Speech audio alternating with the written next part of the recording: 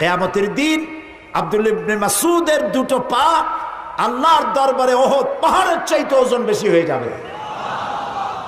সুবহানাল্লাহ, কত বড় আলেম ছিলেন তিনি। মোমেন বান্দার জন্য আল্লাহ তাআলার রহমত তার হতাশার মেঘকে কাটিয়ে দেবে।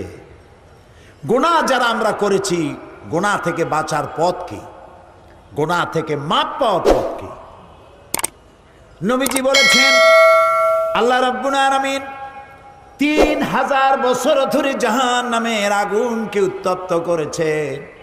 এই জাহান্নামের আগুন অন্ধকার অমাবস্যা রাতের মতো কালো হয়ে গেছে।